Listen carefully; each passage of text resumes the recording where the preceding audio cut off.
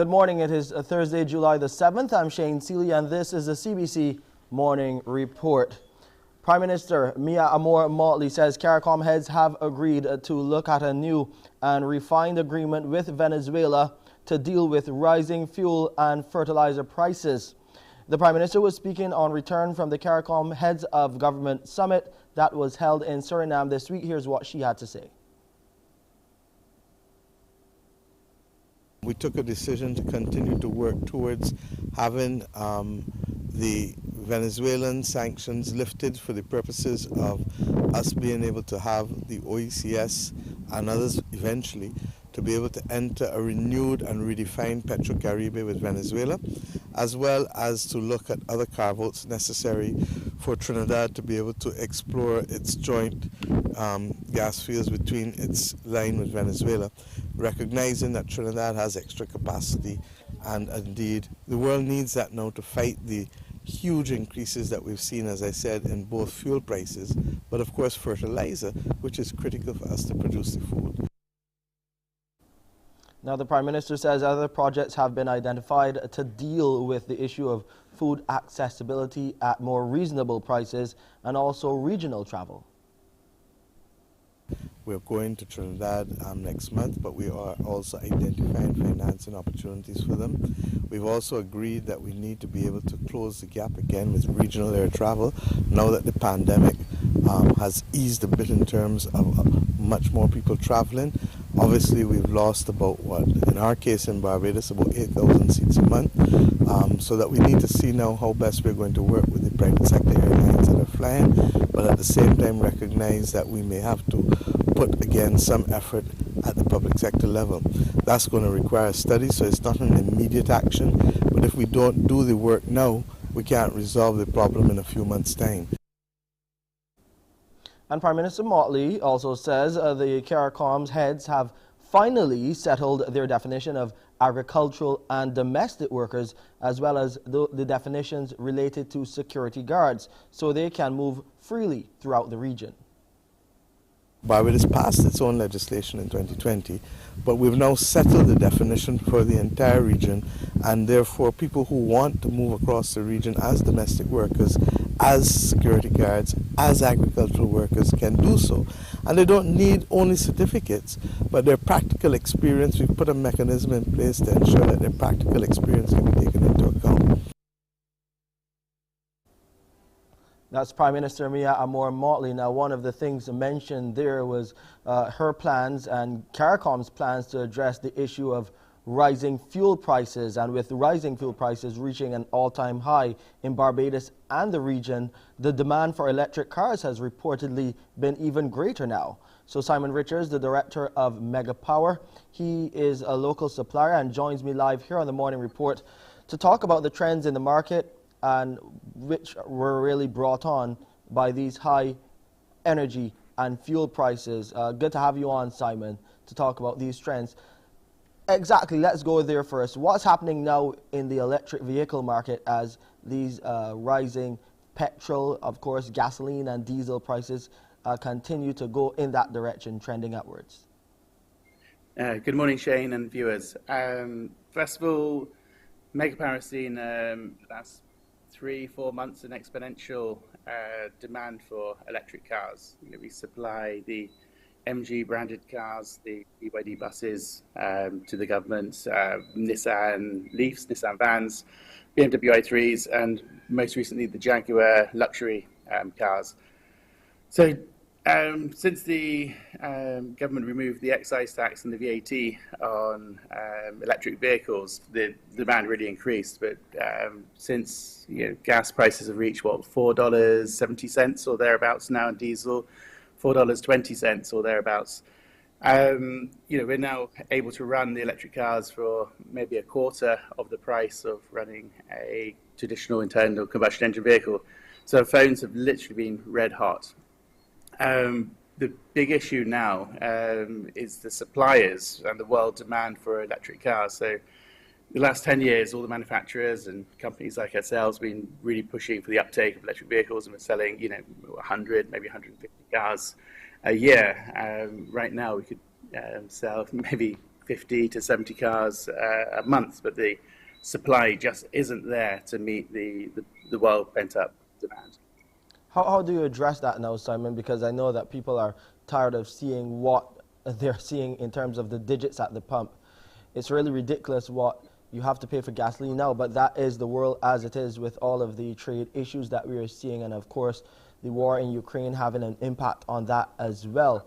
How do you address now the demand for the electric vehicles that you provide? So what we can do is, and what we have done, is put the biggest orders in for electric vehicles that we ever have. For example, the MG ZS EV, so it's a mid-size, a pure electric SUV. We got 420 of those in the order pipeline for delivery to Barbados between now and March 2023. So in the next 9 months or thereabouts. So by making sure we got the orders in, again on the Jaguars, we've got 28 of those on order right now, and they're coming through at 2 to 4 a month into the country. We've just opened up a new product to BYD as the manufacturer for the Transport Board electric buses.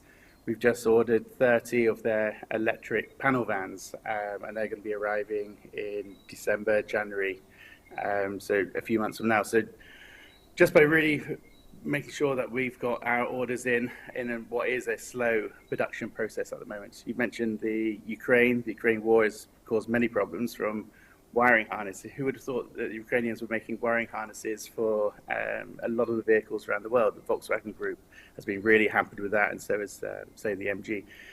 The chip shortages, and then the pure world ability to make enough batteries. So as a company, what we've done, whilst we're waiting for this, I suppose, big glut of electric vehicles to arrive, we've taken orders. There's 150 people in our waiting queues right now, but we've decided to go full in on building the electric vehicle charging network, so it is ready for when these cars arrive. Right now, there's 1,100 electric vehicle charging points in Barbados, with a combined capacity to be able to charge 60,000 kilometers worth of driving per hour. If you add it all up, that's 11 megawatts of, I suppose, the ability for us to charge cars every hour. So 11 megawatts represents about 7% of the total island's capacity. One thing that we've really tried to do is make sure that we can offset as much of that as possible from renewable energy. So what we want to do is make sure that the power going into the vehicles on the public charging network, and as much as we can on the private charging networks, comes from solar energy. I know that you'll see a whole lot more people coming through your doors there at Mega Power, because these fuel prices see no end in terms of the increases. But keep us updated on what's happening with the renewable energy market and, of course, the electric vehicle market. We want to hear more about what is happening there. Thank you, Simon, for spending some time with us here on the Morning Report. You're welcome. Appreciate your time. Simon Richards is the director there at Mega Power, of course, the supplier of electric vehicles here in Barbados, and of course those electric buses, many of them that you see on the roads governed by the Transport Board. We'll take a break here. We got more news coming your way.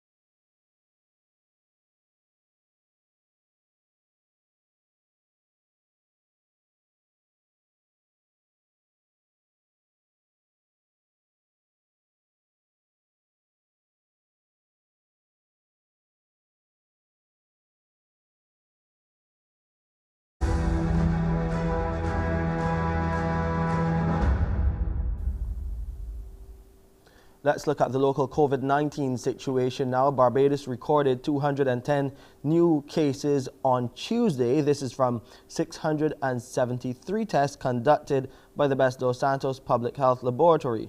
Of the positive cases, 41 were individuals under the age of 18 and 169 people were 18 years and older. There were 112 people in isolation facilities, while 1,432 people were in home isolation. Over in Guyana, the rollout for the second dose of COVID-19 vaccine for the pediatric population will start shortly.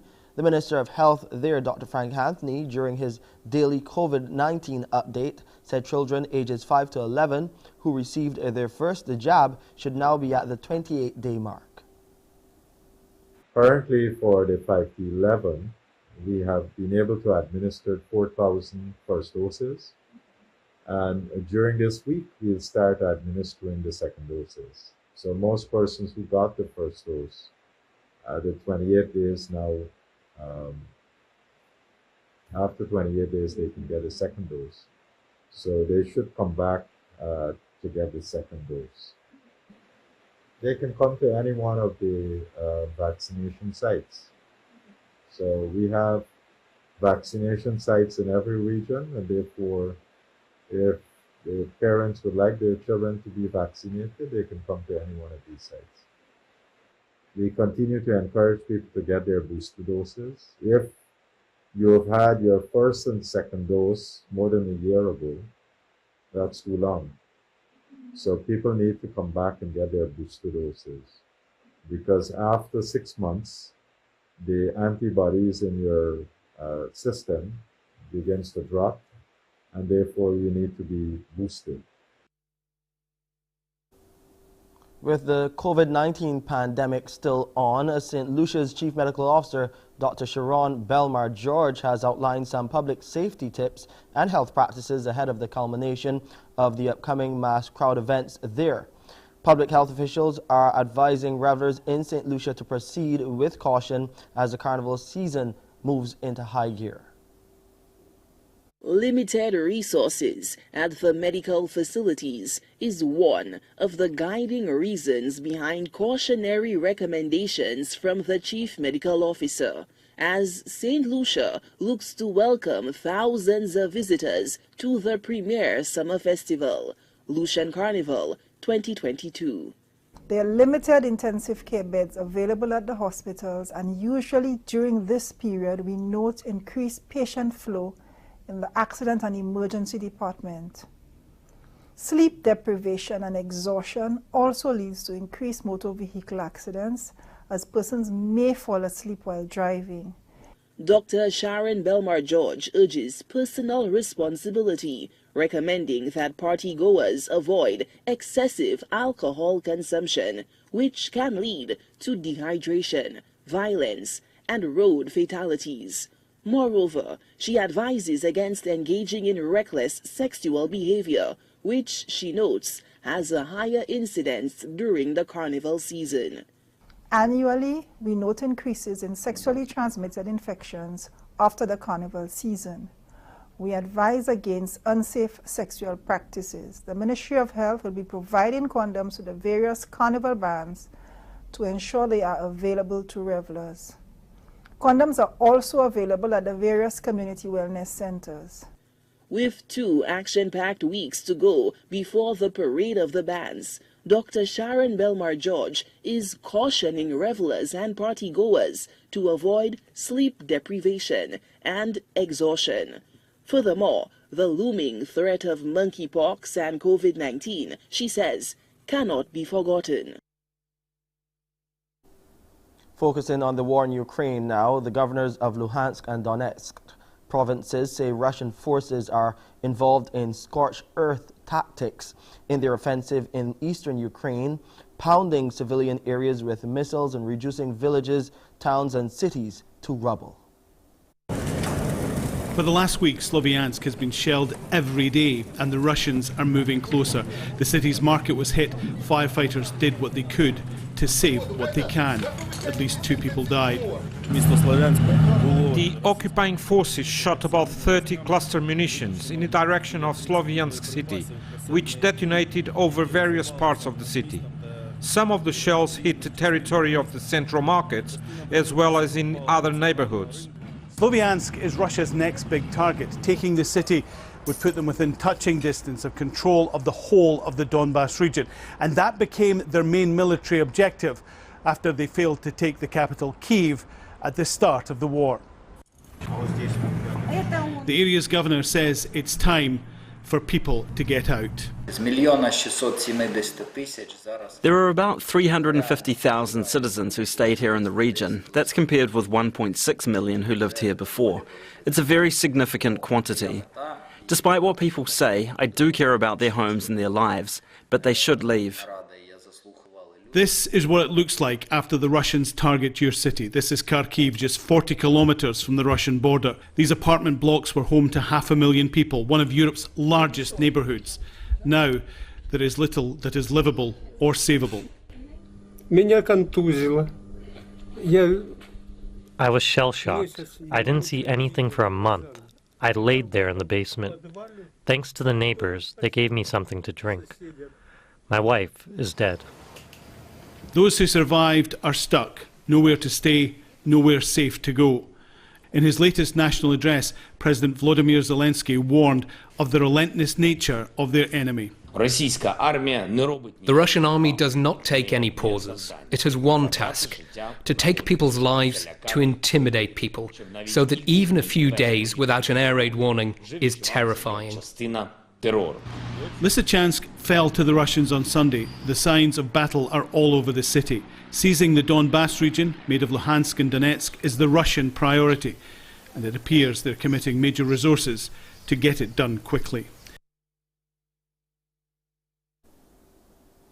Our time is 6:17. Let's go over now to Pearson to hear what he has for you on today's edition of Mornin Barbados. Pearson, what are you looking at today? Well, today, Thursday, is, Exceptional Youth Day, and certainly one of those exceptional people we'll be meeting today is already embarked upon a walk, a climate action walk, just ahead of the Barbados Youth Summit, and we'll talk to her about that and a whole lot more. Plus, we'll meet a young one, a climate activist from Central Mexico.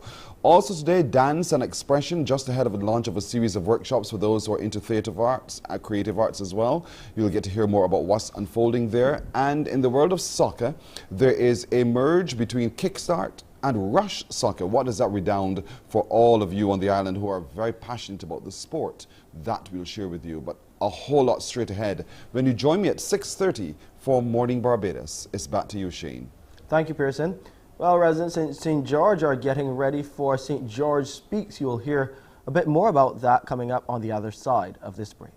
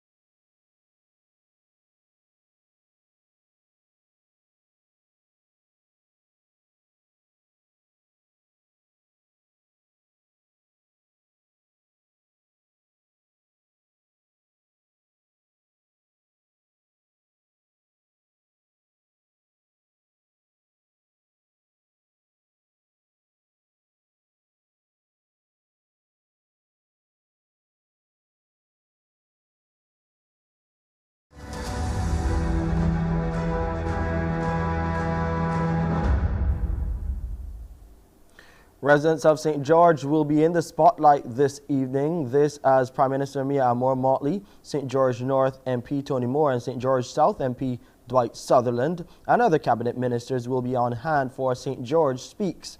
CBC caught up with Minister Sutherland in Campaign Castle last evening, following a walkthrough of both constituencies ahead of today's community meeting. He hopes residents will take the opportunity to come out and speak out. This will start at 6:30 at the St. George Secondary School and will run for approximately 3 hours, where we hear the concerns of the residents. Similar to when we were in opposition, we rub shoulders every week. Weekly we rub shoulders, but based on our ministerial responsibilities, we might not be able to do it every week, so we have started out monthly. Once a month, we are rubbing shoulders with our people of this country, to hear from them and to see what we can do, how we can factor in most of the requests from our citizens to make Barbados the best place to live. Mr. Sutherland, who is also the Minister of Housing, says road infrastructure and repair and housing remain priorities for the parish. We looked at some land where we can build housing both in St. George North and St. George South. And we went into Bide Mill, we went into Eastland, Herman Clark Road, where we have challenge water issues. Then we journey into Draxall, the famous place, looking at land where we can build some houses, low-income housing, because we know there's a dearth for housing in St. George at that category between persons earning $2,000 and less net. The Environment Minister, Adrian Ford, has sounding a warning that the world's agricultural land is under severe threat. He told the latest in a series of clean and green launches, this time at Mount Standfast in St. James, that 52% of the arable land has been degraded, and there is a real possibility it could be all gone by 2070 if something isn't done quickly. Minister Ford says now is the time for Barbadians to act. Lumbricina, what we call the earthworms, has an important role to play in the regurgitation of soil.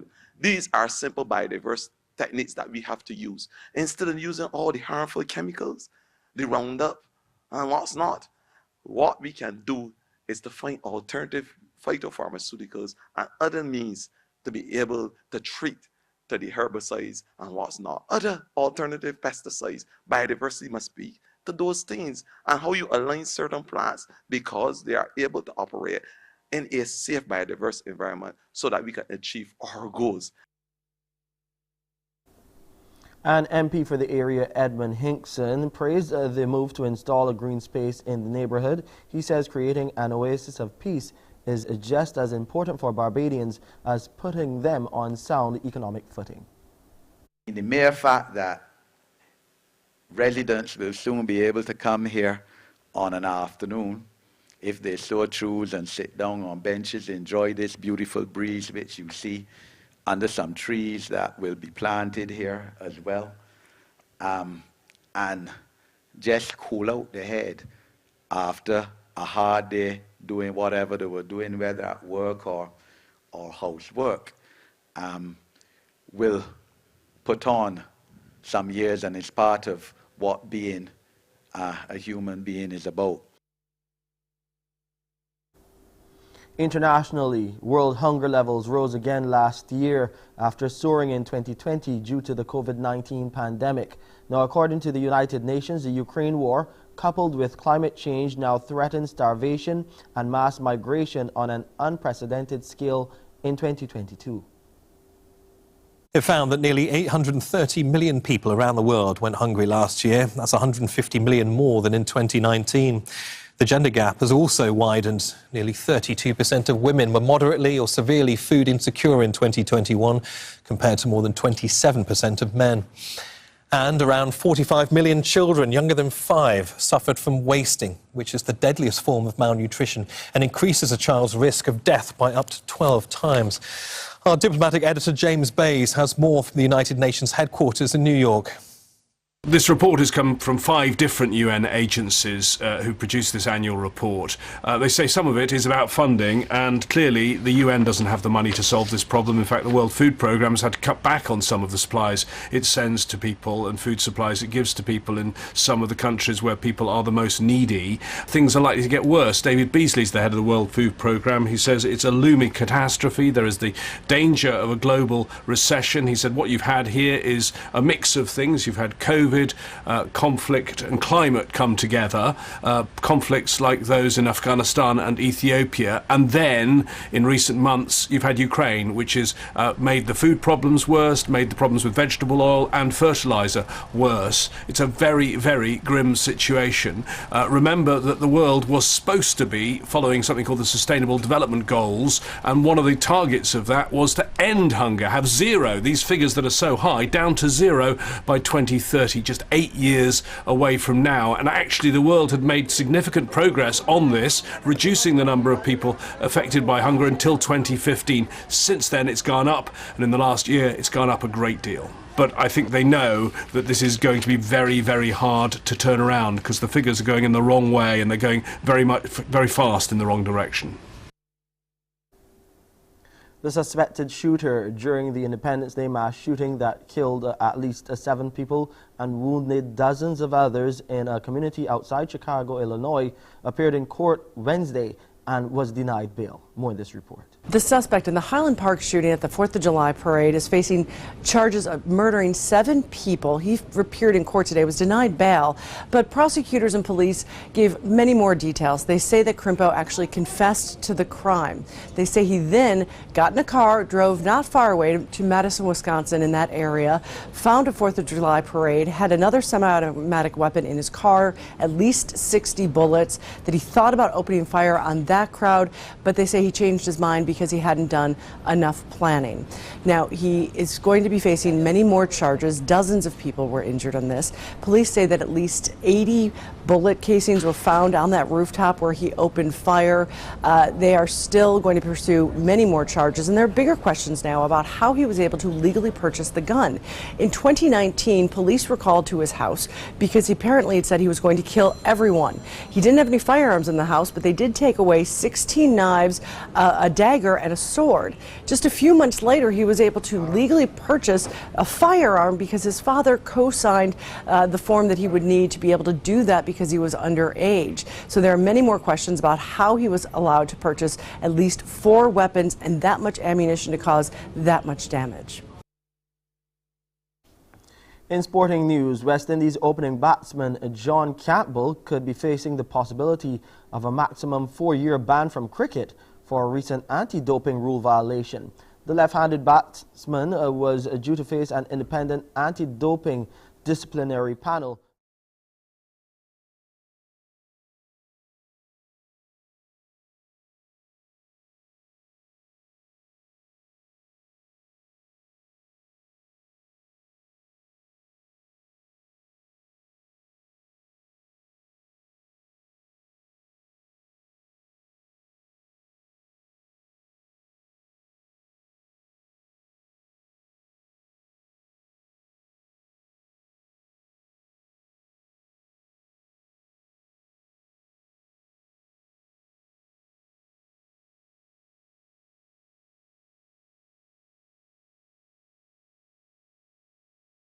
That's a look at sports this morning. Let's look at weather now.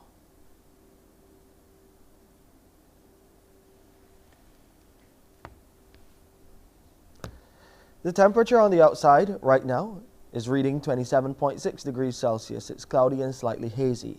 The humidity is 79%. The barometric pressure 1013.5 millibars, and those winds are coming out of the east-southeast at 35 kilometers per hour. There will be a high tide at 25 minutes after 9 this morning. The low tide will be at 3:27 in the afternoon. Those seas are moderate in open water. Swells are between 1.5 and 2 meters and increasing. We'll have a mix of sunshine and clouds here in Barbados today with a few scattered light showers. And tonight we'll have a mix of clear skies and clouds with a few brief scattered light showers. And here's a look at the international weather forecast. That's it for this Thursday edition of the CBC Morning Report. I'm Shane Seeley. I'll see you at 7 with headline news. Up next is Pearson with Morning Barbados. Wake up, wake up, wake up, wake up. Barbados, get up. Good morning. Good morning, Barbados. Good morning. Good morning to you. Good morning. Morning, morning, morning. Good morning to you. Good morning. Morning, Barbados. Good morning. Good morning to you. Good morning. Morning, Barbados. Good morning. Wake up, wake up, wake up. Morning to you.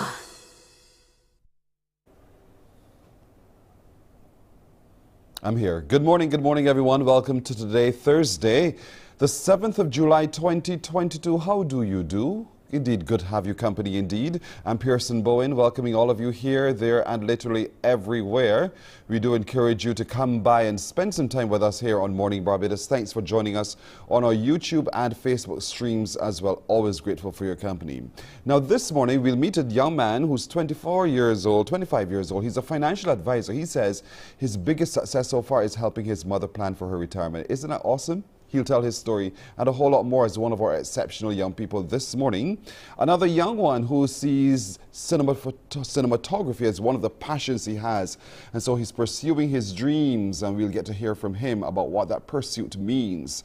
We'll also today meet a 19-year-old climate activist from central Mexico. She's here for the Barbados Youth Summit Climate Action Summit. And certainly we want to hear about her experience so far, her journey through climate change. Football and the way forward. Football, the Kickstart, has teamed up with Rush Soccer, and certainly now they're offering opportunities for young footballers on the island to really perfect their skills and provide opportunities too for them to seek further greener pastures elsewhere. But let's get started this morning by looking at dance and expression and the opportunities provided by the Eleve workshops. And so joining us to talk a little bit about it while they're here on the island is Tara Jane Herbert, who is the founder and artistic director of Eleve Performing Arts Center. Good morning to you, Tara Jane. Good morning. How are you today? I'm really well, and I'm really excited to be here. Thank you for inviting me. You're very welcome. Welcome to Barbados. Tell me a little bit about Eleve workshops that you're hosting here. Tell me about your group and what you do. Eleve Performing Arts Centre was born only just over a year ago. And it's interesting because through COVID, people say, oh, it was so negative. But sometimes through difficult times, good things come through. And Eleve is a really clear example of that. Eleve means to rise, and my strapliner is, and still I rise. So sometimes when we're really feeling down, we find a way out, we come out of the ashes. And the idea behind Eleve is really about bringing young people, very young people, teenagers and adults together to work together through dance, either as a kind of social activity or to take their passion further into the professional realm. I have invited some dancers from the Dance Theatre of Harlem, which is quite a large dance company in the US, to come and to deliver some workshops for the Barbadian dancers on this island.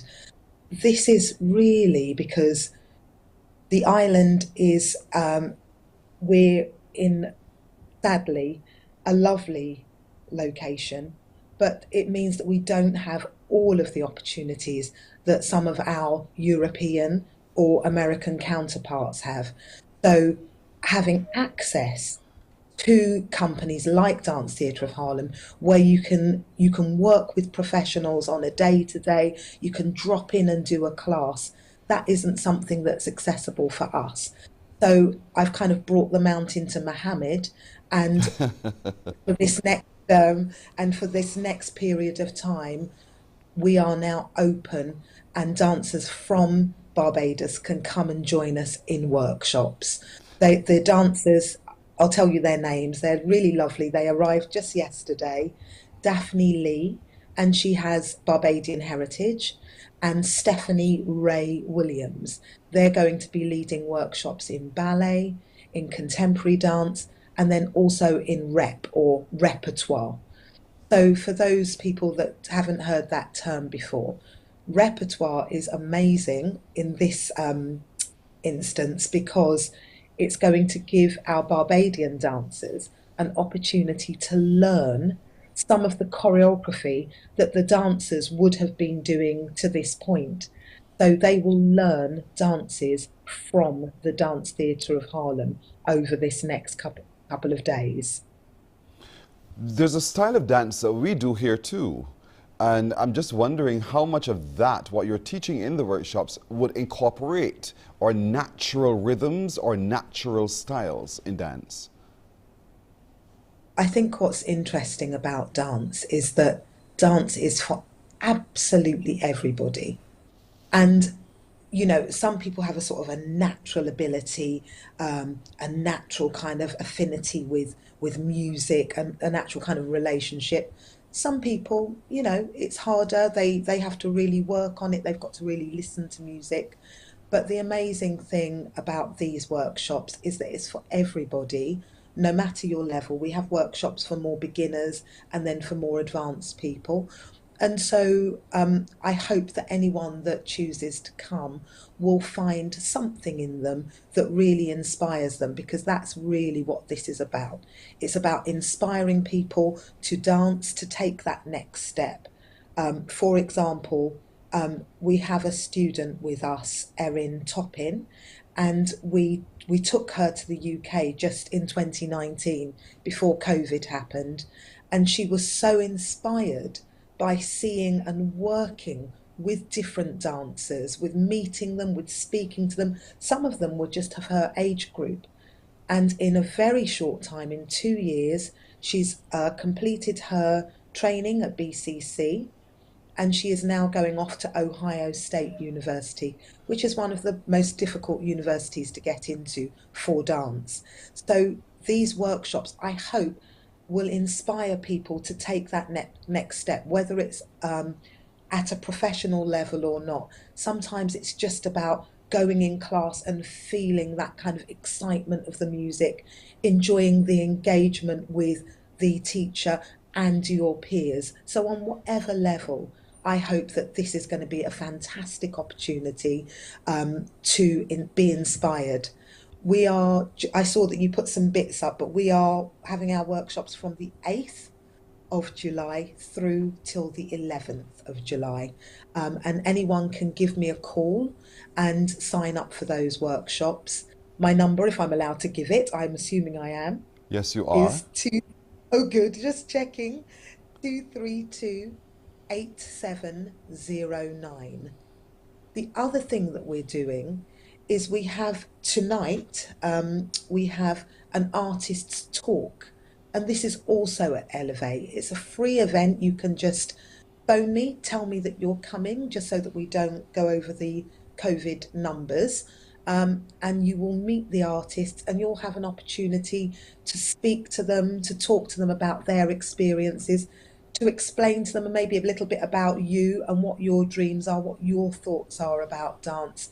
And overall, for this project, my aim is to really open up the minds, not of just Barbadians, but actually of our overseas guests, so that our overseas guests, start talking about the talents that we have on this island that sometimes are not seen across the world.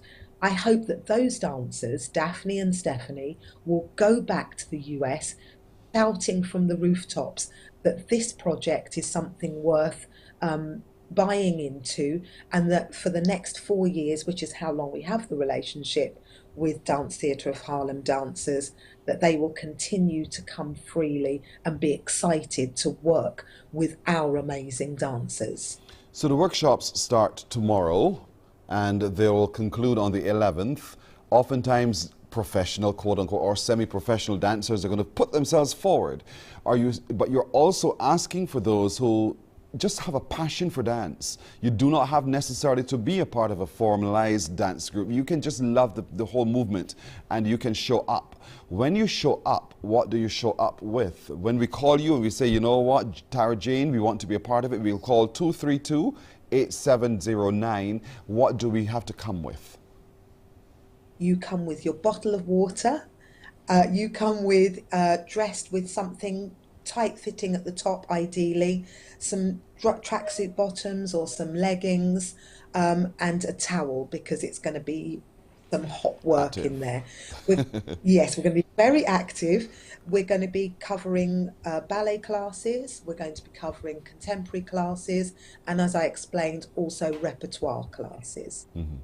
So it's quite a bit indeed, and so we want to encourage as many of you as possible who are into dance, and perhaps as for those who are looking at their child and see the child is always bouncing all over the walls, perhaps this is one avenue you might want to consider. But you need to give a call to Tara Jane at 232-8709, 232-8709, because perhaps in just that movement alone, there's a budding dancer. And so I suppose the workshops will also help to uncover that thirst, wouldn't they? Absolutely, absolutely. And I think sometimes just meeting different people from different cultures, just sometimes you can redefine yourself. You can be someone that they don't know. And I think that's the exciting thing about different people working with you.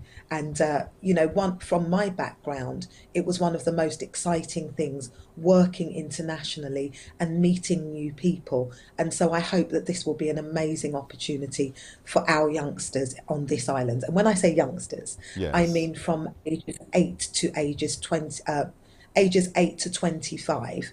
Right. But the workshops are open to everybody.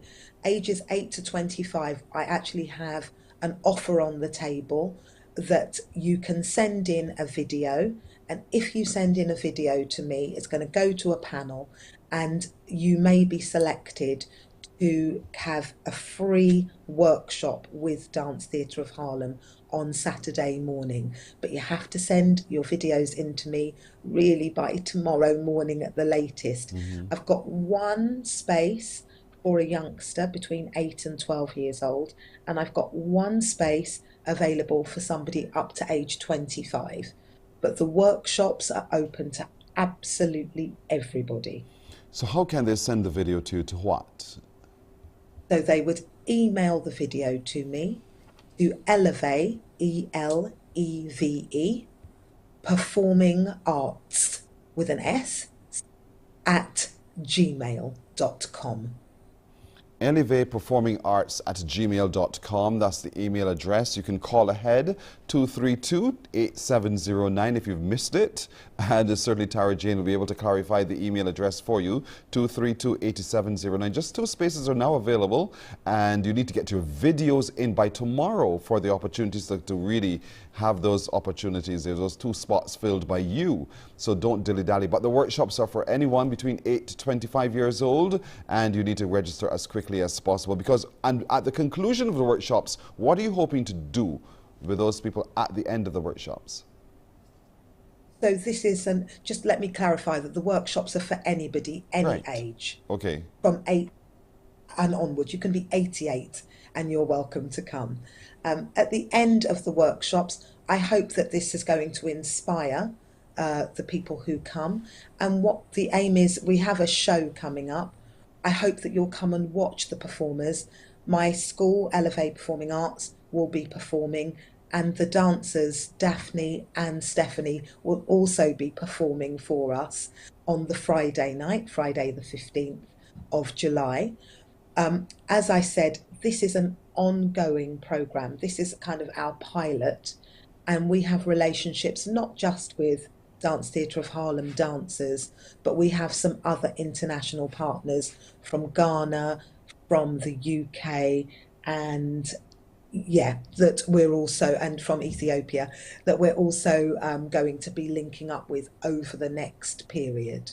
Right. So, folks, if you need to know more, you can go to their Instagram page, eleve_arts on Instagram, or you can send that email to eleveperformingarts@gmail.com, or call Tara Jane Herbert on 232-8709. Best of luck with all of this. We hope that many people come out and be a part of it. The showcase is on the 15th and 16th at the Combermere School, and we're looking forward to exciting performances from our Bajan actors and dancers and everyone else. Thank you so much, Tara Jane, for joining us this morning, founder and artistic director of Elevate Performing Arts Centre. Wish you the very best with this workshop, these series of workshops, and the performances coming up. Thank you very much. You're very welcome. Morning Barbados takes a break here. We're coming back in just a moment. Morning, morning, morning. Good morning. Good morning to you.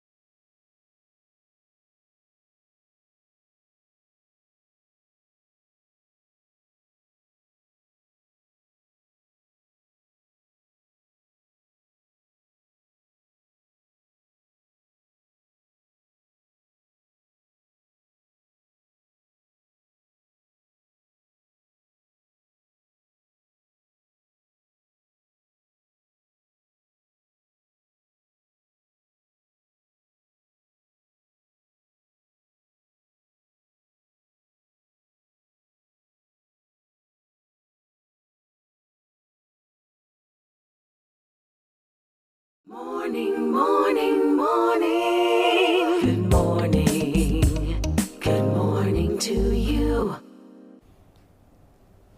There's been a recent deal struck with Rush Soccer and Kickstart here on the island, and we want to talk a little bit about that and how football plays into the overall success of our young people on the island. Joining us to talk about that this exceptional Thursday is Ronaldo Springer, who's a former national player who's also the technical director and club manager of Kickstart Rush. And with him is Jordan Bryan, who is a national youth team player. Good morning, both of you. Hi, good morning, Pearson. Good to have you. Let's start with you, Ronaldo. Tell me a little bit about this merger with Rush Soccer and what it means for football on the island. So in 2019, we initiated the communication with Rush Soccer, which is probably one of the biggest soccer institutions in the world with over 80 clubs attached to it, 80 clubs worldwide. So Rush has clubs in Europe, in countries such as France, there's Bosnia, Albania, and then there's clubs in Africa such as Ghana, Senegal. There's also in Nigeria, and there are also clubs in Asia, Oceania, and they're most prominent in the United States, where they have, I believe, over 60 clubs in 46 states. So they're a pretty big deal. So when we initiated communication with them, we formed a deal which creates a more thorough, a clear pathway for our players at the club to, reach their professional and collegiate aspirations. So our players and our coaches as well have the ability, or have the opportunity rather, to work hard, put the necessary work in, and reach their fullest potential, whether it be going to college or whether it be going to a professional club, to enhance their careers and basically reach their goals.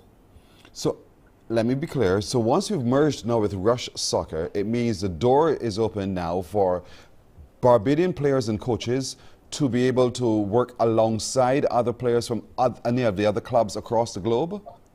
Yeah, that's it really well. And exclusively Kickstart players. As you said, we were formerly Kickstart. Because of our merge, we're now known as Kickstart Rush. And our members, players and coaches, now, as I said, have a clear pathway, a more thorough pathway to reach whether it be collegiate aspirations they have, or professionally. One of the things that Rush has done for us is they've helped develop a number of our programs, particularly those which have a lot to do with coaching development, player development, and program development, more specifically, or I should say, most relevant as summer is coming up, with programs such as our summer camp, They have assisted us. Obviously, they do this kind of thing each and every holiday, or realistically, they do it almost every day. There are some coaches who do this for a living, so we have benefited a lot from their experience and expertise, and they're basically going to allow us to work alongside them, benefit from their programs, benefit from their tutelage, which will allow us then to work a lot closer and a lot better with our players to basically create a pathway for them. And that means coaches coming to Barbados, or does it mean players going to those places? Both, really. You know, there's going to be a very intimate exchange between both players and coaches. They will have some of their coaches coming to Barbados to execute workshops, coaching clinics, and so on. And then you will also have the opportunity to have our coaches doing the same thing. And subsequently, for the players, we have already started to discuss players who will have the opportunity to go over to particular clubs in the United States where there are Rush clubs, Rush affiliates, where they will have the opportunity to train with those clubs, the opportunity to play matches with those clubs, and more importantly, they will have the opportunity to audition with the expectation to perhaps gain a collegiate opportunity or a professional opportunity. Jordan, as a youth player, how excited are you about this collaboration? Oh, extremely excited. Seeing the merge, it just really ignites a spark in me, because then it shows me that I can have an easier pathway to play in college and also play professionally. What do you play? Are you a goalie? What are you on the field? I'm a midfielder. I prefer to play attacking midfielder, but I can play really anywhere. How excited? What is it about the sport of football that really got you moved to really want to be on the field out there kicking a ball and running to the goalpost? Well, funny enough, my dad and my brother can tell you that when I started playing football, I wasn't really into it. Like, I used to be running around doing the airplane on the field. I wasn't really interested in the ball. But continuing to play the sport, I really fell in love with everything about it, really. From scoring goals to defending, like, all of it just made sense to me. It makes sense. I like that term, indeed, it makes sense. But you're playing as a national youth player. Having made it to the national team, no doubt, through Kickstart and how people spotted you, what else do you want for your career in football? Well, the ultimate goal is really to play professionally, but first I want to go to college and get a good education. I want to get my master's and be able to have a backup plan and play football. Well, that's what If you got the opportunity now to be able, through this deal with Rush Soccer, to go to a different club within the Rush set of clubs, which one would you choose and why? Well, I'm not sure. I'm really in love with Kickstart, you know, because that's my boyhood club. But I don't know. It's really whichever one is, you know, offering the opportunity, because wherever I go, I just want to play football. Very good answer. I'm sure Ronaldo loves to hear that sound. I'm really happy with my club Kickstart, indeed. So Ronaldo, there's some youngsters who are watching this one who are thinking, this is exciting. They know about Rush Soccer. They know about how expansive and really it is. And they want to be a part of Kickstart. How can they do so? And tell us more about the programs that you run at Kickstart. All right, so Kickstart has existed for just beyond 25 years, and we've never changed location. We're actually located just behind Banks. The ground formerly are known as the Barclays Sport Club. That's where we're located, and we start from the ages of 4 years old. Yes, 4 years old, all the way up to seniors. We have a senior men's team and a senior women's team as well. But we start from 4 years old with our grassroots program. We also have girls, so I was actually going to mention that next. That's one of our girls, Skylar. She's a lively, a very exciting player. You could visit our website, kickstartrush.com. Again, that is kickstartrush.com. Or you can reach out to us via phone at 237-9427. Again, that's 237-9427. And they will have the website will have all of the information relevant to joining the club, being a part of the club. And there's one of the activities that Rush Soccer has. It's something that has captivated many of us, because there's a competition called the Rush Cup. And that's a competition that is open for 12 and under players, and they make it mandatory for all of their rush clubs around the world to be a part of it. So imagine, Pearson, that's basically like your youth World Cup, your first experience at international football that you can have at 12 years old. So we're really excited to be a part of this rush program, and they produce a number of national players, most notably Christian Pulisic, who plays for Chelsea. He came through the rush program. So there's a lot of quality within the rush program, playing wise, coaching wise, and administratively. So we're super excited about this marriage with us and Rush. You know, mummies and daddies sometimes get a little bit concerned. Is that my little one out there in that rough sport of football? What guarantees can you give to the parents this morning who are watching, who get excited about this because the child is excited about how safe it is to come play with Kickstart? Well, yeah, particularly as you know, during the COVID period, we would have had the opportunity to still execute our practice sessions because Kickstart being a private ground, we have our own secure facilities.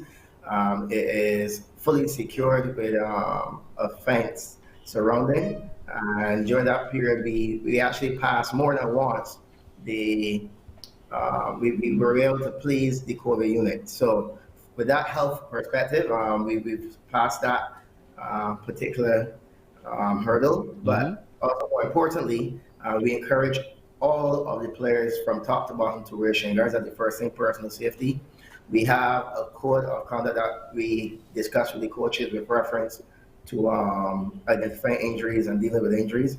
We are in the process of merging with a health and safety organization to make sure all of our coaches are first aid certified. That is a big thing for our board. The president of our club, he's very particular about safety. So we're going to have that kind of training with that institution very shortly. Not allowed to say the name as yet because we do hope to have relationships with other organizations, particularly health and safety organizations within the island, so that we could provide the best product possible. And that doesn't just refer to our football club, but also the safety of our members, which is absolutely paramount. Fantastic. Jordan, I want you to give me 2 great reasons why we should encourage more young people to play football and why we should encourage more young people to play football with Kickstart Rush. Good reasons, 2. Okay. Well, I'd say the first good reason is football is very fun, I mean, for young people, and it also allows them to socialize because, you know, being at home sometimes is, all the time sometimes isn't like great, like being able to see your friends and stuff at football and just have a good time is good for young people. And why with Kickstart Rush? Well, with Kickstart, there are more opportunities. Obviously, with the merging with Rush, they're offering us the opportunity to play outside of Barbados as well as play in Barbados against opponents that would be coming from outside of Barbados. So it's just a different experience than playing against clubs within Barbados. Indeed, opportunities you perhaps wouldn't get with another club. So Kickstart Rush has teamed with Rush Soccer globally, and now that global coming together means so much for footballers on the island. That's Jordan Bryan, who's a national youth player. With him is Ronaldo Joseph, former national player himself, technical director with Kickstart Rush. Gentlemen, thank you so much for joining us this morning. Much success going forward. If you need to know more, folks, go to the website kickstartrush.com to find out how you can sign up your little one to grow through football with Kickstart Rush. Thank you so much. Thank you. You're very welcome. You're very welcome. We'll take a break right here. When we come back, we'll have the news. Morning, morning, morning. Good morning. Good morning to you.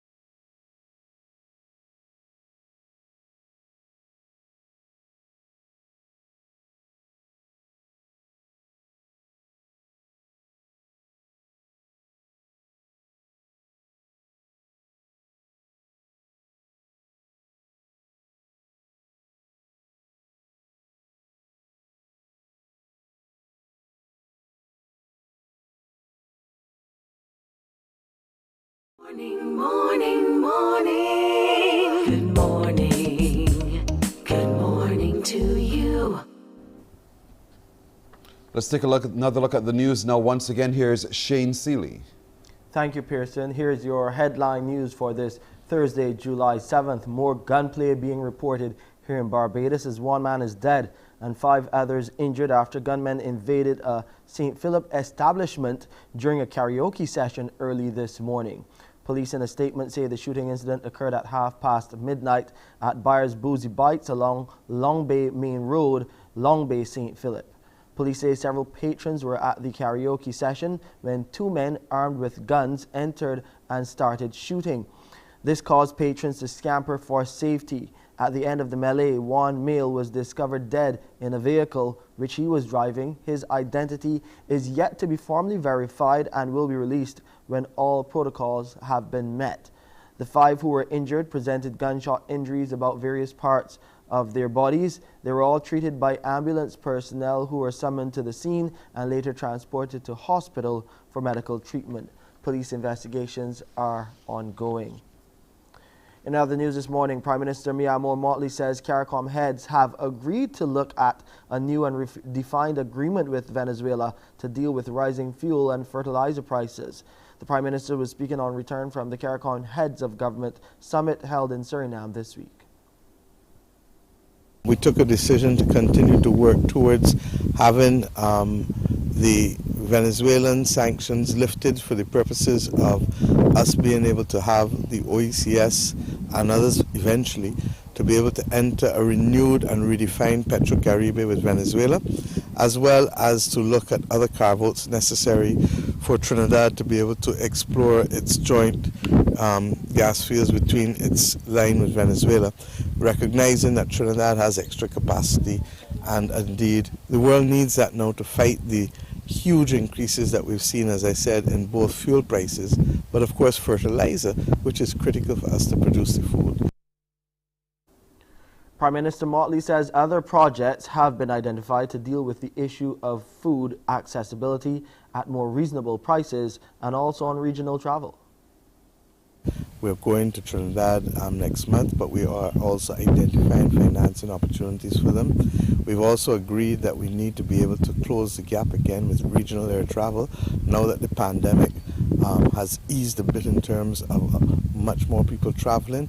Obviously, we've lost about, in our case in Barbados, about 8,000 seats a month, so that we need to see now how best we're going to work with the private sector airlines that are flying, but at the same time recognize that we may have to put again some effort at the public sector level. That's going to require a study, so it's not an immediate action, but if we don't do the work now, we can't resolve the problem in a few months' time. The parish of St. George will be in the spotlight later this evening. This as the Prime Minister Mia Motley, the St. George North MP Tony Moore and St. George South MP Dwight Sutherland and other cabinet members will be on hand for St. George Speaks. CBC caught up with Minister Sutherland in Campaign Castle last evening following a walkthrough of both constituencies ahead of today's meeting. He hopes residents will take the opportunity to come out and speak out. This will start at 6:30 at the St. George Secondary School and will run for approximately 3 hours. Where we hear the concerns of the residents. Similar to when we were in opposition, we rub shoulders every week. Weekly we rub shoulders. But based on our ministerial responsibilities, we might not be able to do it every week, so we have started out monthly. Once a month, we are rubbing shoulders with our people of this country, to hear from them and to see what we can do, how we can factor in most of the requests from our citizens to make Barbados the best place to live. And looking at the local COVID-19 numbers now, Barbados recorded 210 new cases on Tuesday. This is from 673 tests conducted by the Best dos Santos Public Health Laboratory. Of the positive cases, there were 41 youngsters under the age of 18 and 169 people who were 18 years and older. There were 112 people in isolation facilities, while 1,432 people were in home isolation. And that's our headline news for this Thursday, July 7th. I'm Shane Seeley. It's back over to you, Pearson. The time is 5 minutes after 7 o'clock. Thank you, Shane. We'll take a break right here and we're coming back with more in just a moment on Morning Barbados. Morning, morning, morning. Good morning. Good morning to you.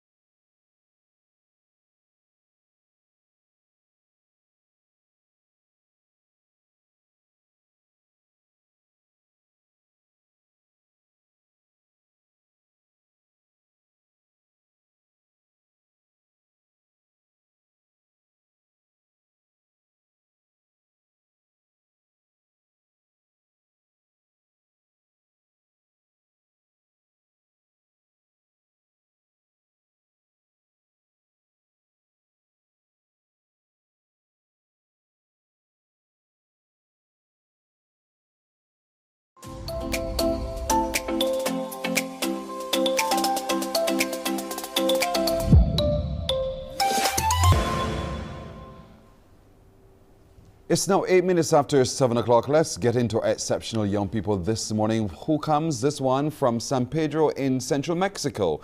Her name is Shia Bastida. She's here for the Barbados Youth Climate Action Summit and Expo. Good morning to you, Shia.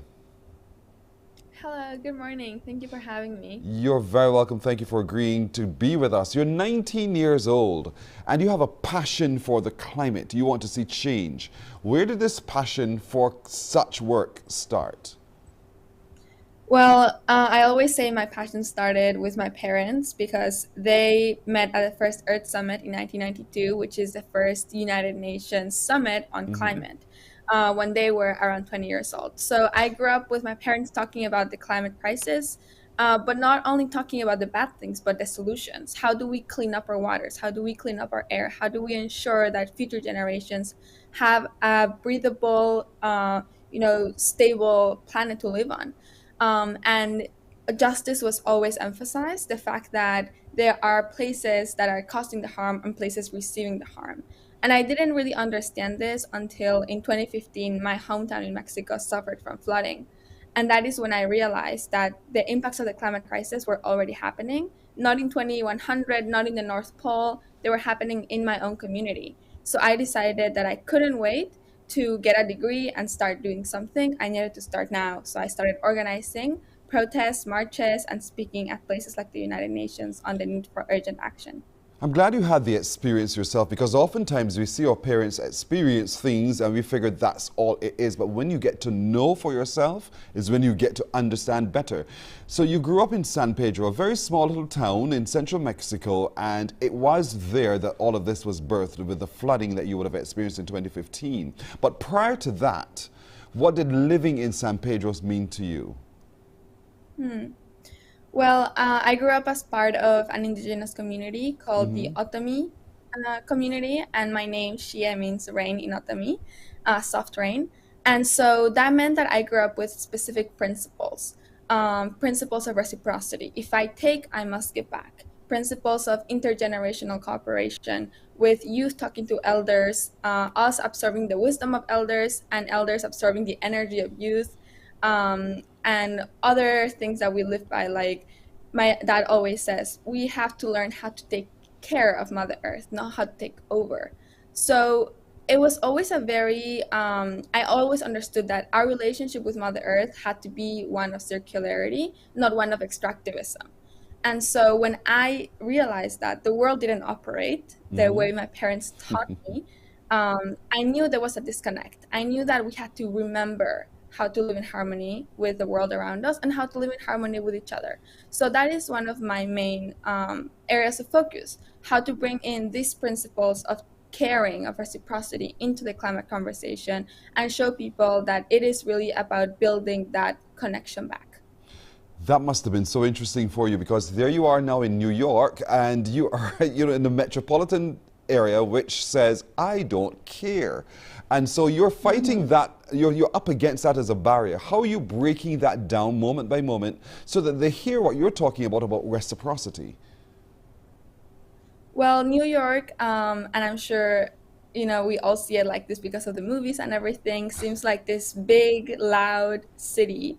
But I think that the key is to find community wherever you are. And I found that in New York City. I found people who cared, people who were organizing for climate justice, who were organizing to pass legislation to ban plastic, legislation to make sure there's solar panels on every rooftop, legislation to make sure that we have community gardens. And how to get New York away from fossil fuels. And when you find that community, you realize that anything is possible. I organized my first climate strike, my first climate march at the beginning of 2019, and 5,000 youth came out, which was a lot of people. But by September of 2020, a little bit, 1 year later, we had, September 2019, because 2020 was a pandemic. September 2019, we had 300,000 people marching on the streets. So it grew exponentially. And it was 10 youth with adult organizations supporting us that organized this massive climate march. And that showed me the importance of organizing your community, the importance of coming together, but most importantly, it showed me that the people in power care when people show up. The people in power care when people are asking for something. And what we're asking for is the right to a future. What we're asking for is for our communities to not be polluted with the impacts of the fossil fuel industry, to not, for example, the Gulf of Mexico is the anniversary recently of when the oil spilled in the Gulf of Mexico and caused the fire. And so there's a lot of things that we are saying cannot happen anymore. And it is not possible that we allowed them to happen in the first place. You're asking for a lot of walking back of many things that we have walked forward with for generations. It's going to take some time. Are you patient enough for that time to be had so that we can see the change that you're seeking? Well, I think that we consider ourselves communicators of the science. And the science says that we have until 2030 to halve our carbon emissions in order to stay below 1.5 degrees of warming. Meaning that we have to rapidly reduce our carbon emissions, reduce the way in which we get our energy, reduce how we transport ourselves in terms of using so much fuel for cars.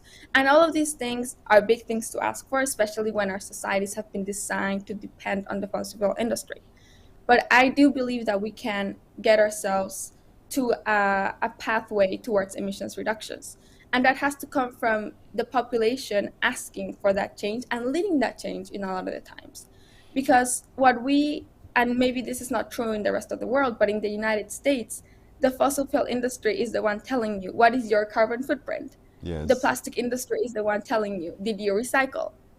They don't want us to ask, how much plastic are you producing? How much oil did you spill? So we have to realize that the fossil fuel industry has known about the climate crisis for a lot of decades now, and it is their responsibility to step down because we already had everything that came from the Industrial Revolution, and now we have the technology, the passion, the science, the knowledge to build a better world, a cleaner world. How has it been at 19 years old for you, knocking on the minds and the doors of the minds and the hearts of people, really, to see the change that you're seeking? Did you get the reaction that says, you're 19, you can't be talking to me, what do you know, you haven't even lived long enough? Did you get those kinds of reactions? And if you did, how did you respond? 100%. I think my first conference, 15 years old, my first United Nations conference, that was the first time I ever spoke to adults. And there's people who question you. Why are you saying the things that you're saying if you haven't even gone to school yet, to college? And what I realized is that we are on the right side of history. We are communicating what the science says, and I am going to university on a degree on environmental studies. And so I do know certain things that have been repeated over and over by professionals that are not getting to the right tables. And so I am repeating those messages and bringing in my experience, because you can never go wrong with telling your story. Stories are what touch people's hearts. People are 20 times more likely to remember data when tied to storytelling. So I always tell the story of how I grew up, of what happened in my hometown, and how that moved me to act. And I've been in very big stages. I've talked to presidents, I've talked to companies, and at the end of the day, what works is to tell them, open your hearts, because you are operating in a way that is hurting the world. And when they step back and realize that, I think there is a spark that goes inside of them and say, I have to make sure that I leave this world better than I found it. And that is what my dad has always said. Leave everything better than you found it, whether that's the kitchen that you just used or the planet that we're living on. Wow, it's powerful indeed. Do you see enough young people like yourself who are as passionate as you are for this journey? And does that inspire you when you see them? 100%. There's youth all around the world mobilizing. I can go to any country in the world and find youth who are working in the climate movement. And we're already friends just because we're in the same movement. But what we want to see, and a lot of adults ask us, how can we support you? A lot of the times, it's not that we need immediate support or a specific type of support. What we need is for adults to become activists themselves and see how they can start thinking of the ways to shake their own industry. So how can you be part of changing your institution? For example, my university is looking at divesting from the fossil fuel industry by 2042. I am going to be 40 years old in 2042. And my university that has led a lot of climate science will not be divesting until 2042 yet. And so those are the type of things where I want adults empowered to come in and say, I am going to take charge of this, because it is not fair that youth are not living their lives, are not going to school as freely as they want to, because they need to also care about the climate crisis.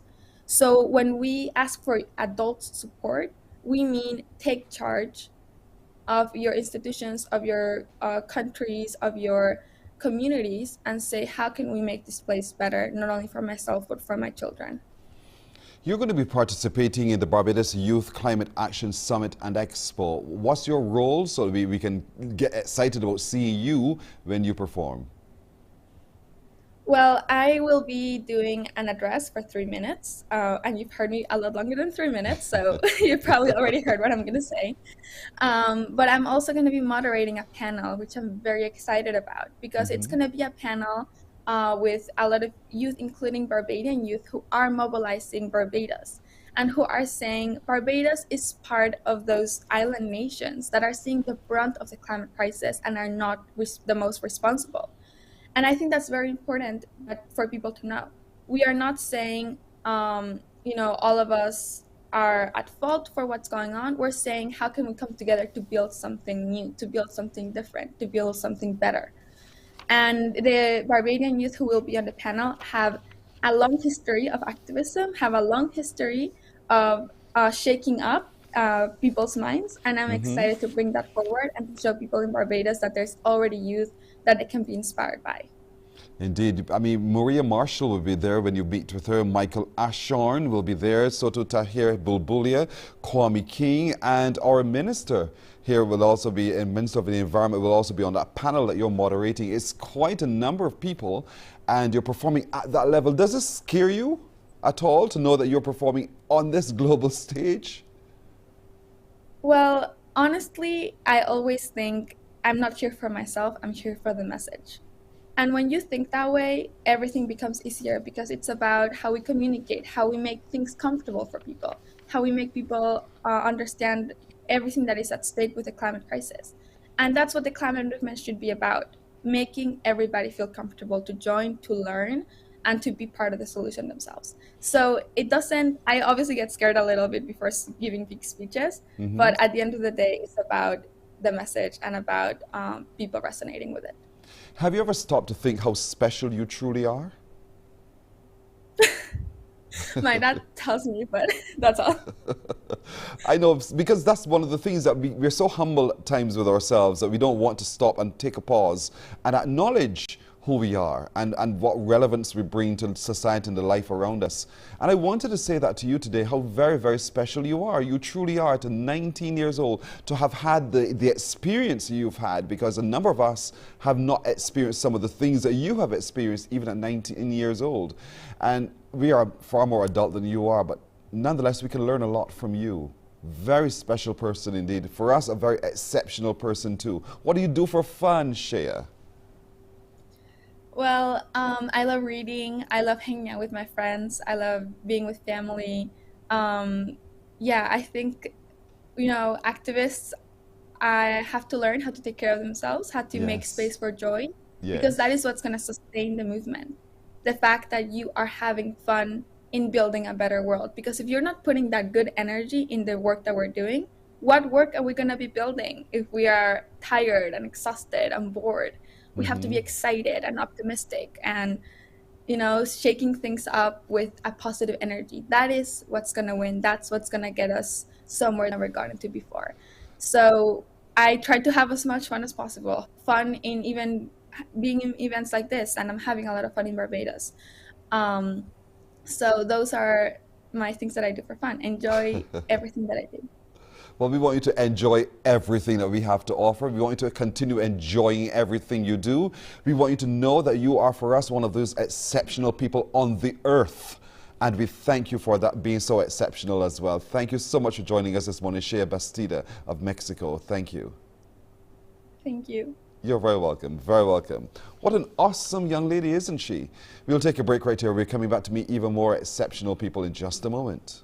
The Ashley Lashley Foundation brings to you the Barbados Youth Climate Action Summit and Expo. Beyond Talk, more action from July 7th to 9th. Join us as we get innovative with the youth on climate action. We begin on July 7th with the Student Climate March. On the 8th, we head to Lloyd Erskine Sanford Center. And on the 9th, you bring your friends and family for free, where you can see the innovative products by exhibitors and turn up during the Climate Dance Zone with Finny. And of course, we want to say thank you to our partners. UNICEF, the Inter-American Development Bank, United Nations Development Program, the Hague Campaign, O2 Beach Club and Spa, CIBC, First Caribbean, GEF, Small Grants Program implemented by UNDP, and the Ministry of Youth, Sports and Community Empowerment.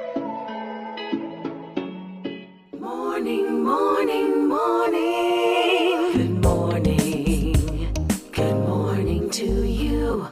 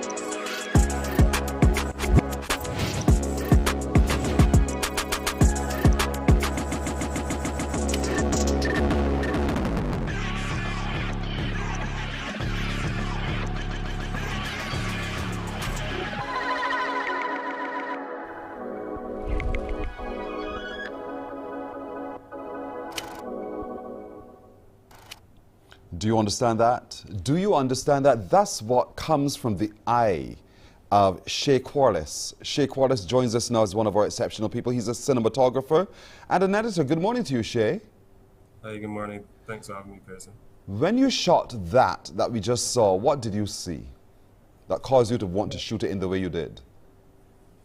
Honestly, it's just a bit of playing around and a bit of experimentation.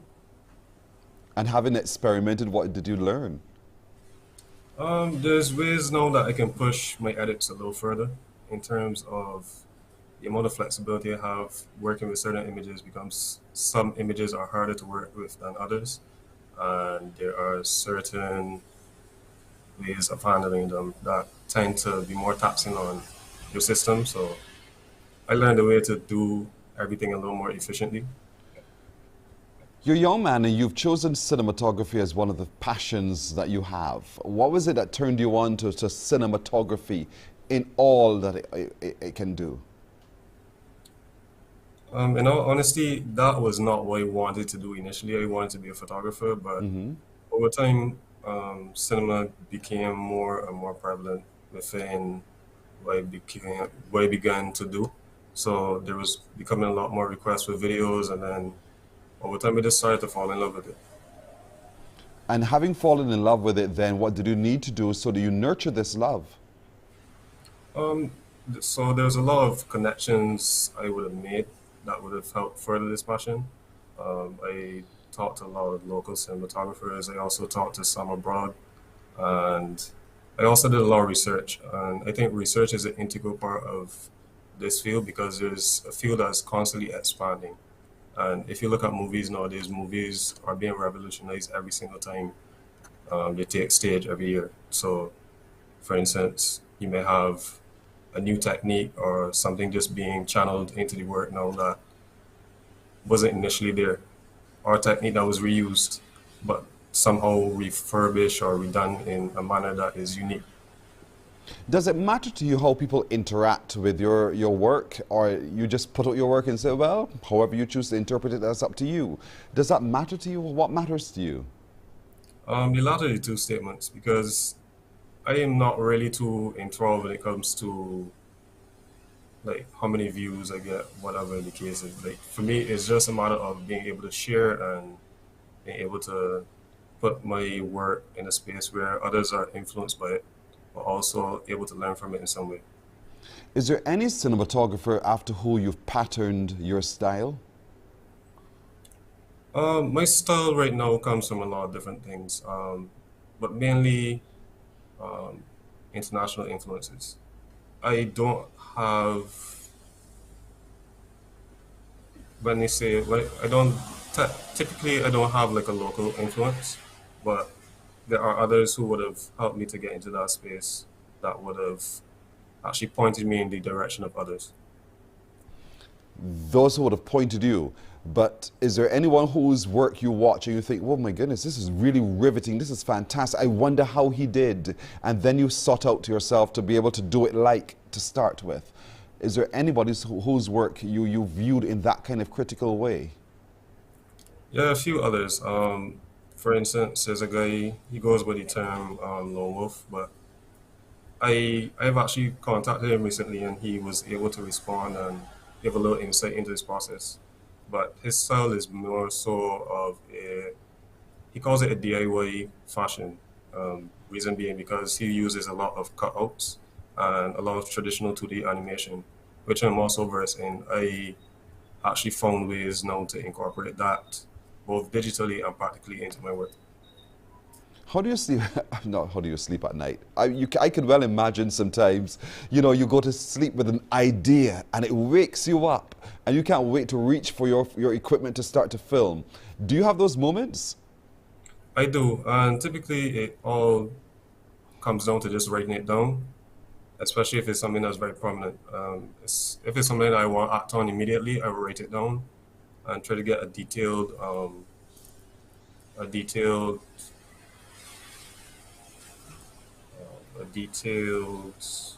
write-up of it, and that way I could just further it or come back to it. That way it's always there, as opposed to just thinking, oh shoot, I forgot the idea, I want to do this, or seeing somebody materialize it, Yes, which is yes. also not an issue for me. Is this what you do for a living? Yeah, typically that's what I do for a living. Does Along with, I do digital artworks as well. choosing the creative arts the way that you have to make a living from must have, for whether it's for you or for those around you, a little bit scary, because you're thinking it's such a fickle industry. Sometimes they may not want you, and the way people are today, they want to do it themselves. They have their own phone, they have their own cameras, and they want to do what they want to do. How did you secure the confidence within to say, you know what, I can actually make a living from this. I don't have to feel challenged by those around me who want to use their own tools and techniques? I would say it comes down to just having a passion or a drive for what you do, because there are times where I would have doubted what I was doing initially, and even sometimes that self-doubt seems to manifest, but it all boils down to making connections. It's very self-sustainable if you know how to approach it. And what I mean by that is there are times where you would have to invest in certain equipment that would pay for itself.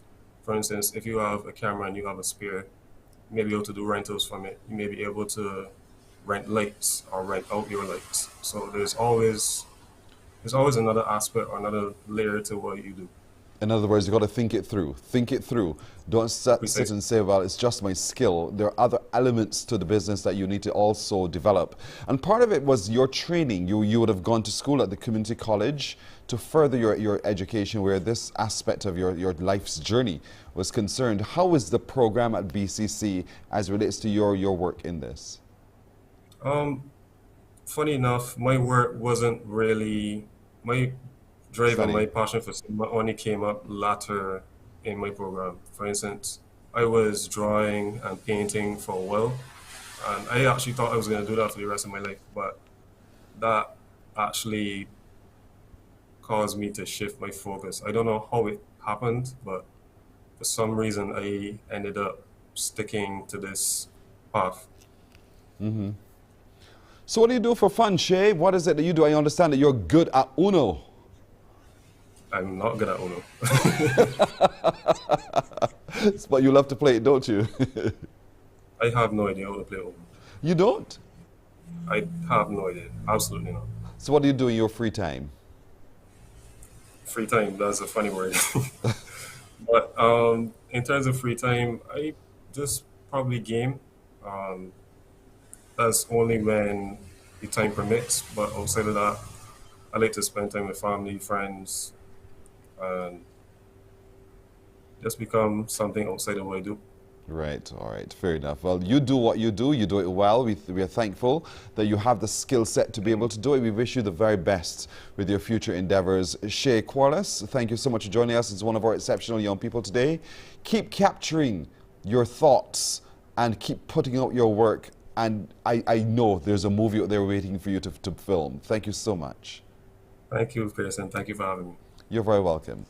We'll take a break right here. When we come back, there's more on Morning Barbados.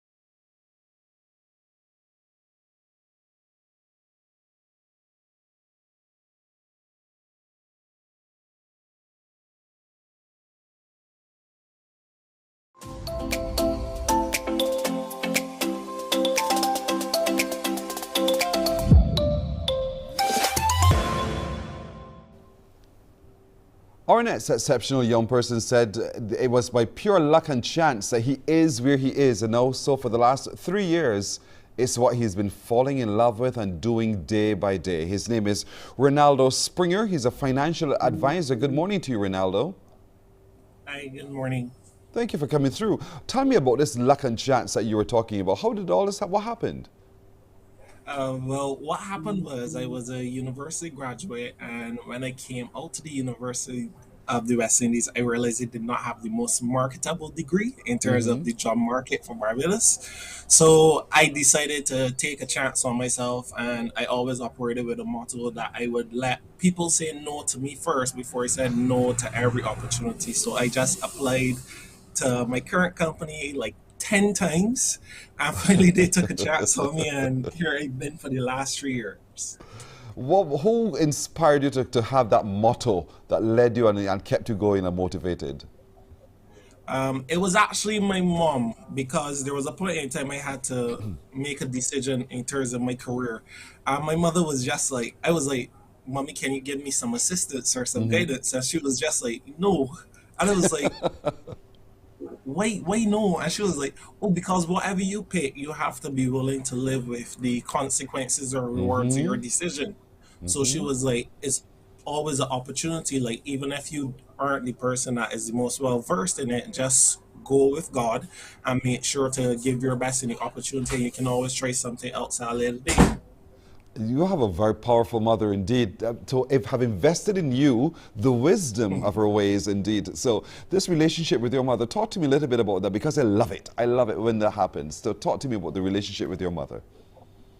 I think we have a very odd relationship based on what people tell me, because it's like, and I applaud her for it, because I always say she was like a very, not hands-on, but more so allowed me to find my own way, create my own autonomy, have a greater understanding of self. Like, she would give the guidance when I absolutely needed it, but she always used to sit and tell me to weigh the pros and cons of every decision. So weigh the benefits and the rewards or the consequences. And that allowed me now to foster a greater self-development, have greater confidence in myself, to be quite honest, and to actually start to take on opportunities that I would say maybe I'm a little too young or a little too inexperienced. I would always say, you know what, I can try.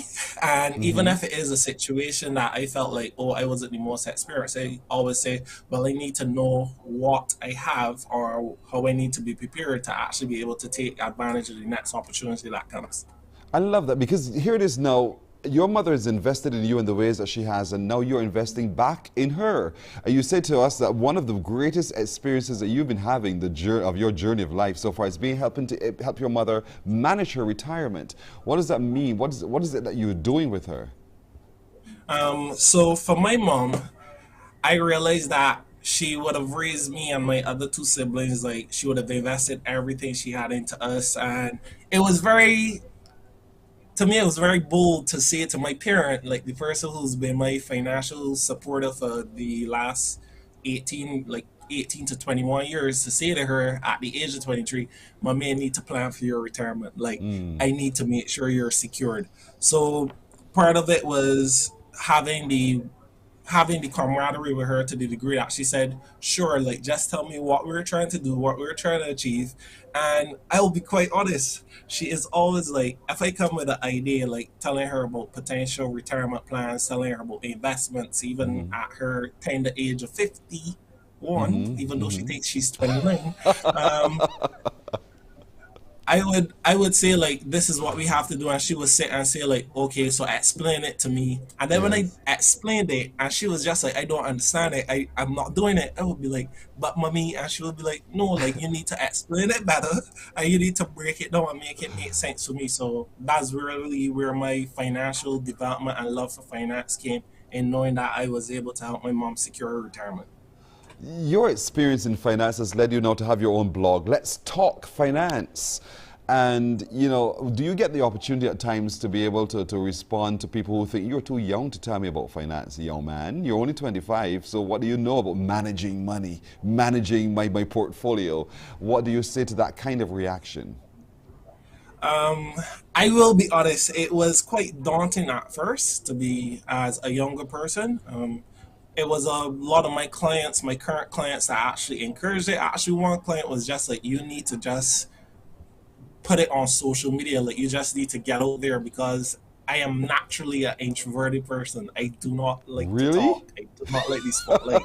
Yeah, genuinely, I try to stay away from it. But when it comes to it, because I've interacted with people well in their 50s and young persons such as myself, I think is like a basic understanding of showing them that even though I may lack the experience in terms of age or maturity, I do have a wealth of knowledge in terms of just balancing your finance, balancing your financial understanding. So a little trick that I tell people is, if you spend $27.40 on average every day for a year, 365 days, then that's $10,000. But everybody would just be like, but I don't get paid $27.40 every day. But I say, what if that is potentially buying lunch or snacks? What if that's potentially miscellaneous spending, like $5 that keeps adding up all the time? Maybe that is where some of or a ton of your money is going, and that $10,000 could potentially be a house down payment, could potentially be a car, could potentially be the start for your business, reinvestment capital. So it's always about money management and money behaviors to help people get to where they need to be. Sometimes talking money can be such a very difficult subject, you know. Nobody, sometimes you don't even want to be honest and say, oh, either one, I am broke, or two, I really do have a lot of wealth that I don't know what to do with. And so for a lot of people, because earning their money is their life, it is what they invested in themselves. And so it's uncomfortable. How do you create the space where they're comfortable enough? There you are, you're doing your thing, Mr. Introvert. How do you make it so comfortable for them to say to you, you know what, Ronaldo, I'm struggling. I really truly don't know how to make ends meet. And then you come up with a solution. Because money is a taboo in Barbados. Yeah. Like, especially, I feel like complaining about a lack of money is not taboo, but sometimes talking about actually wealth and prosperity becomes a taboo. As I like to tell people, I'm very open, but so I actually share my personal finance journey. Like, a lot of my blog is about me, even at the age of 25, potentially looking to home ownership, getting mortgage qualifications, understanding like different financial concepts. I do personalized one-on-ones, so it's not a group session where you have to feel like there's somebody else listening in. I do personalized one-on-ones. I ask you to be totally honest with me. I share some of my bad money mistakes, like very bad money decisions, but I also share like what I'm trying to achieve, how I'm trying to achieve it, and my goals like that. Because for a lot of persons, they may say, yes, there's a lack of money. And I always have, and my clients laugh at the crazy idea, but I always tell them, if I can find a way to make $20 a day for 5 days a week, that's only $100. Multiply that by 4, that's $400 a month. By 12, that's 4,800. And I say that's less than $5,000 a year. And they say, well, that's not a lot. But I said, if I could do it 10 times, then I make $48,000. 100 times, $480,000. And they say, so what do you look at?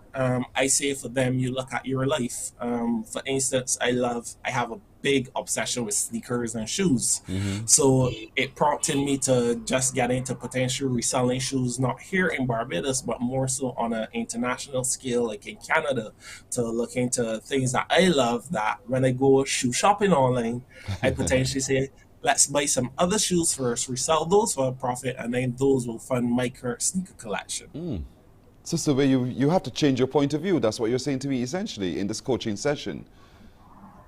I try to. I always say I can always give you, like, I can talk about it, I could give you the plan, but really and truthfully, the work comes from you. Yeah. So I just try to be the guide. I have clients that message me and say that I need to message them every Monday and say, you need to save. And every Monday I message them saying, this week we need to save. So it's always about the encouragement and making sure that they are not going through the journey alone, because it's all well and good, especially I've said to a lot of people, it's good when you are going through the process. There's not really anybody cheering you on, but if you're successful, then everybody kind of comes to your comes to your side and says, "Oh, I always knew you could do it," but sometimes it's the encouragement along the journey that gets us a lot further. Absolutely, and it takes time to build a habit. It really takes Yes. time and perseverance. So it's not necessarily an easy journey to take. Now, when you said, that you started out with a degree that was perhaps a little, so vastly different from what you landed doing. What was this degree in, by the way? My degree is in psychology with sociology, and that actually was a part of my interview process, because when I went, they asked me, why finance? Like, you do not have a degree or qualification for it. And I said, it's personal finance. So it was a little joke that I was making, but I was just like, well, part of personal finance is you have to understand the person, the personality, the persona. So I said, I got the first part. The personality was psychology. Maybe I could just figure out the finance as I go. So it started me to know, say, my behaviors, my attitudes, my habits are actually what are going to get me closer to my goals or further away from them. Are you enjoying the journey so far? It is up and down, to be quite honest. There are some very high points. So high points, knowing like people in my age group are actually owning homes at this age, knowing people have actually secured their retirement, knowing that I've helped people to actually feel more confident about their financial situation. But then there are some lows. The lows are, there's some financial challenges that are not unsolvable, but take a longer time to fix. So I usually try to preface that, let's try to see if we could change it for the next 6 months. But then I had a challenge recently that I only saw a solution in the next 6 years. And I know that would be very difficult for the person to continuously have this habit for 6 years. So it's always trying to redevelop my body and knowledge to become a little bit smarter, to just, as I say to my clients, the only thing I think that I do better than anybody else is that I stick with your problems longer than anybody else. That's where the psychology comes into play. Now, you're a past student of Harrison College, and I'm sure a number of them are watching this morning and thinking, I remember him from school. Would they be surprised to know that you do what you do? Yes, all of my friends would be surprised to know what I do. I had more of an affinity to the arts and humanities than I had finance. Like, I ran from mathematics at every opportunity and numbers, and then everybody's just so shocked that now I am very comfortable with numbers. So a lot of them are very surprised and shocked, to be quite honest. This is interesting. You're living quite a storied life, Ronaldo. What do you do for fun? I like sports, so most of my videos and that is also an area contentious, but a lot of my videos are done in football shirts. So some people just come to tell me about my football shirts. I also love Formula One racing. I love going to the beach. I also like running, like walking, just getting outside a lot more. So that is basically it, what I like to do for fun. If you had to live your life all over again, I mean, you're only 25, so not far to go, but if you had to live your life all over again, what do you think you'd want to be? What you're doing now? Or would you want to change anything at all? But I don't think I would like to do anything different. I will be honest. I think that financial literacy and financial education is something that is severely lacking. So the opportunity in terms of my job has allowed me to foster that and garner knowledge that I felt like would have probably taken me like 10, 15 years to actually garner through experience and actually living life. What I can say I would like to do for the future, though, is potentially branch off to other areas. Ideally, when I did psychology with sociology, I wanted to be a cognitive neuroscientist. So that is still there. That dream is still there. That goal is still there. I just say that I just need to have the resources and the opportunities to actually take advantage of it. Your mother must be so immensely proud of you, as we are here on Morning Barbados. I mean, with a name like Springer, my maternal grandmother was a Springer, so you know, somebody must be connected in some way. But nonetheless, Ronaldo Springer, for those who are watching this morning and you want to see his blog, Let's Talk Finances on his Instagram page, Ronaldo Springer 29. Ronaldo Springer 29 is where you can find him. Let's Talk Finance. Is that blog a weekly, daily? How frequently would we be able to see and interact with this blog? On Instagram, it's currently daily. Not daily, sorry. Instagram is weekly. So every Friday I post a video. On WhatsApp, my WhatsApp, I post statuses like every day. On Instagram, you see snippets of the status. So you are free to send me a message via Instagram and just my WhatsApp number is also on my Instagram page, so you are free to just add me and watch the videos. I do, again, offer free financial consultations, which everybody's shocked that they're free. But I just ask you what is like your financial goal or what is the financial problem you're going through, and we try to work out a good solution for it. There you go. See, he's giving back. Ronaldo Springer 29 on Instagram.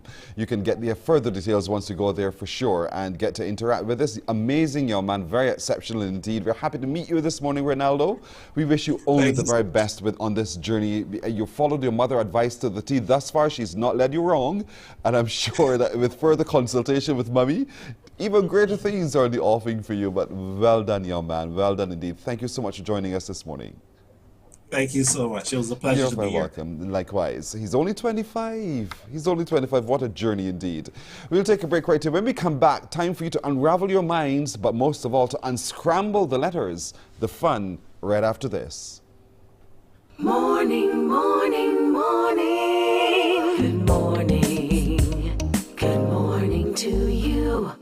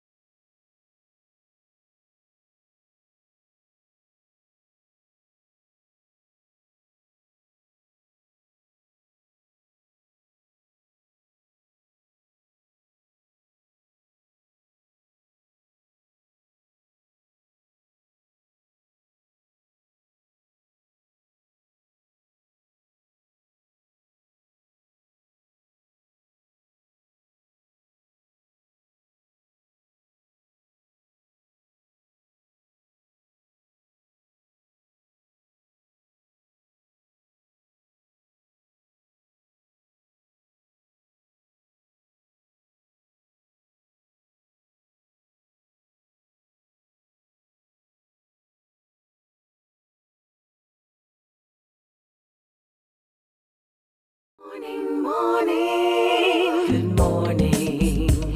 Good morning to you. We only have 5 minutes, ladies and gentlemen. Only 5 minutes. Let's go. Let's go. 228-5562 or 228-5563. Time for you to take a try at unscrambling these letters. Give me a call when you think you've figured out the word or words on your screen. Look at this. What do you think we can make from this? What do you think we can make from this? Norglines. 228-5563, 228-5562. Those are the only numbers to call. You don't have a lot of time, so let's go. Let's go. What word do you think we can make from these scrambled letters? Let's see how smart or not you are. So call me now. 228-5562 or 228-5563. Be as exceptional as you possibly can. Let's be as creative as we possibly can as well. What word do you think we can make from these scrambled letters? 228-5562 or 228-5563. Call me up. Call me up now. 228-5562 or 63. You're wasting time. Call. You don't have a lot of time. 228-5562 or 228-5563. What word do you think we can make from these letters right here on your screen? There must be a word. It is a word. Come on. I cannot believe Christchurch, St. Michael, St. George, St. Lucy, St. John, St. Philip, St. Thomas, St. Peter, St. James, St. Joseph, St. Andrew. None of you knows this word? It is so simple. I cannot believe. I am shocked, as a matter of fact. 228-5562 or 63. Good morning to you. Hello. Hello. Good morning. Hi, how are you? I beg your pardon? I am blessed. You're blessed. Wonderful to hear. What's your first name and what parish are you watching from? My first name is Cecile and I'm calling from St. Michael. Hello, Lucille. So, Lucille of St. Michael, what word do you see right there on your screen? It looks like conga line to me. I love it. Show me the C in conga line from your screen. Show me C. Lucille, you better laugh. Lucille? Cecile, not Lucille. So, Cecile, I apologize. Cecile, you are so dead wrong. It is. Cecile, thank you here. Thank you, girl. Thank you for being bold enough as brass to try. 228-5562 or 228-5563. It is not conga line. So 228-5562, 228-5563. Don't let Cecile frighten you here. This is a word we know. You know this word. You know this word. I am sure of it. Let's see how smart you are. Good morning. Hello. Good morning. Hi. What's your first name and where are you calling from?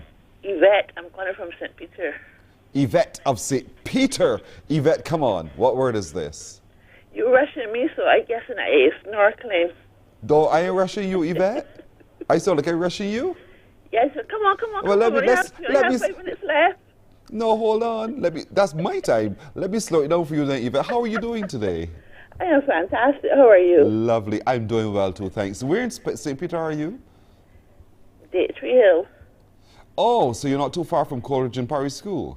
Oh, give me a break, please. Yvette, you're getting poxy with me in the morning, girl. I love it. I love it. So you really think the word is what? Snorkeling. You sure it's not conga line? No, conga line has an A. That's the only thing that's missing from this word to make it conga line? Yeah, if you think so. I'm asking you, Yvette. Yvette, you're spot on. You're spot on. It is indeed snorkeling. Well done, Yvette. Thank you for Miss Datre Hill. Thank you very much. Thank you. Have a wonderful day. And you. Thank you. She's been fun, wasn't she? Oh dear, look at the time. I didn't realize the time had truly gone from me. I got to say thank you so much for joining us today, everybody. You've been fantastic as always. Thank you too to my producer, Nadia Foster, technical director, Anderson Nurse. With him, it has been Ruel Ford. At sound, Christopher Blenman. And of course, the naughty Tamisha Green at Master Control. I'm Pearson Boyne. On behalf of all of them, to all of you, have yourselves a great today. We look forward to seeing you tomorrow. Wake up, wake up, wake up, wake up. Barbados, get up. Good morning.